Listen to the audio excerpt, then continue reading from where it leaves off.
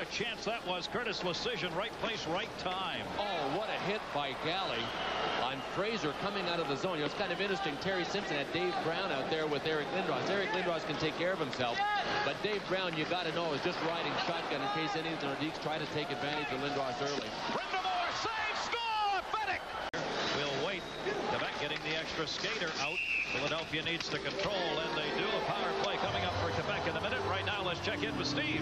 Skill players sitting on the bench for 8 and 9 minutes because of the timeouts and because we'd go shorthanded a couple of times, and he said, "Oh, boy, this has been a tough first period." That's Mike Ricci. Let's sneak up on me. Ricci, there's no call or anything here on this, and I don't know how that happened. I didn't notice until he headed to the bench. Dennis Morel getting him off the ice. Well, you know, Mike Ricci is such a tough kid, Gary. He doesn't flinch when he gets hurt. That's why we don't notice it. Gary Galley squashing him right into the rib. He probably hit his forehead right on that rib that separates the two panes of glass. Watch Lecision. See, number 7 in white actually got to that puck first. That meant there was an icing call, but the linesman was behind the play, waved it off, and the fans didn't even boo it. Usually they're concerned about the calls being right. They just wanted to see Eric die on that play. The Nordiques took him out of the play when they had to, such as this play, Curtis Lecision, but he didn't really give him a face rub. He didn't really rake him into the board, so they did what they had to do. And Eric, he didn't hit much, but watch this. On the face-off, sacking down as a result of just a one-arm shot from Eric Lindros. Sometimes I think he doesn't even know his strength. On this play, he's going to circle back across the blue line, and watch this. I mean, he is the bowling ball of the NHL, and the rest of the guys seem to be the bowling pins, but if the Nordiques are not going to wake the big bear up, he's going to wake himself up and start running over some people himself. Simon going against Ryan McGill. They came out of the corner, still going on one another's 12 in white. Oh, and there was a stick right up under the chin of Ryan McGill, and he went back for more, and Chris Simon leveled him. Dropped it off through center ice. Saroff brings it in. At Fraser cutting, but gets close to the point instead. Malgunas chips it in for Conroy. Nobody can touch. Sundin got hit hard, and a high stick. Caught, and Renberg is hurt. Renberg took a stick in the face. And now you see what's going on in the net. Renberg, though, was along the boards and caught a stick up under the visor, I think. Yeah, you're right. The visor comes down to Renberg's nose at least, but he got jammed up inside his visor. Looks like he's rubbing his eye. He was scared when that happened, and I'm sure it was his eye, Bill. Oh, yeah, he's got a cut right under the eyelid, the lower eyelid. See, Sundin, his countryman, oh, man, Sundin not only got the stick up, but then he raked him. That was not seen, and there was no call on that. Look at that eye. Now, that to me, that's careless use of a stick. I mean, any player could have pulled out of that. Sundin was going down. All you have to do is relax your arms. But when you rake a guy, you're actually pulling him in with your stick, and when you know you got your stick up along his face, watch this. He gets him, then he rakes him. You see when he pulled his stick back? I mean, to me, that's just a rake job across somebody's face, and that's the kind of stuff that has to be cut down. So far, as the Flyers have dominated the presence on the ice, even though the shots are even.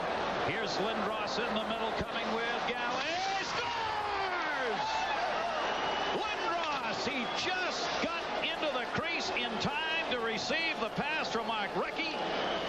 And it is a 4-0 lead, and the fans will be real quiet on that goal. The third that Lindros has had over the past 2 seasons in 3 games against the team he wouldn't play for. It's one of those nights now for Quebec because it looked like this was going to bog down too. Watch Recchi lose the puck here. This play is dead, right? Wrong.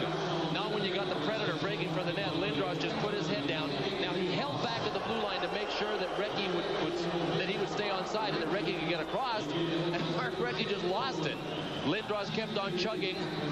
And boy, oh boy, from that angle, Gary, we've seen him enough. When he gets the puck on his stick, he just rams it up into the net, and he doesn't let up. See if we can tell how much mustard he got on this one. Oh, look, it's into the top of the net before we can even pan over there. I mean, even from close range, Eric Lindros has the sign of a great scorer. He tries to drive it through the net even from 2 feet. And he'll go with it if necessary. Brind'Amour and Baranek. Flyers change behind the play. Baranek was open, but the reason is because he was offsides. And a late shot, and nobody liked it. A late shot was taken on Facette as Baranek broke in, and the Nordiques immediately responded to protect their goaltender from what they thought was a shot that shouldn't have been. Right in the middle of all of that, Chris Simon landed a straight left in the yap of Joseph Peronic. Boy, he hit him hard, right in the face. And I don't know what Denny Morrell saw and what he didn't see. There's Peronic coming out of the pile. Here's what happened. Peronic breaking in, and it was offside. That's what the Nordiques had a problem with. So David Carpet took a watch. Oh, man. That was the straight left by Chris Simon on Peronic. And it's an unwritten rule. You don't take any kind of shot, even if it's a little flip shot on the goalie, when you've already heard the whistle. And the Nordiques took matters into their own hands on that one. That deal involving number 88, of course, was a tremendous deal involving lots of people. $15 million. Mike Ricci is still here playing well. Kerry Huffman scratched for tonight. Chris Simon, the youngster, playing tonight. They've got Jocelyn Thibault, that backup goaltender, 18 years old, and that 93 first-round pick. Steve Duchesne is sitting it out. Contract dispute. Forsberg is coming.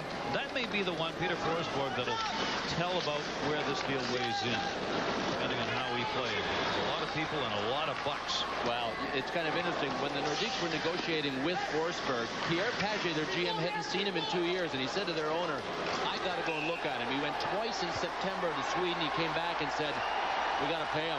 For Bill Clement and Al Morganti, this is Gary Thorne. Thank you for being with us, everybody. 4-2, the Flyers over the Nordiques.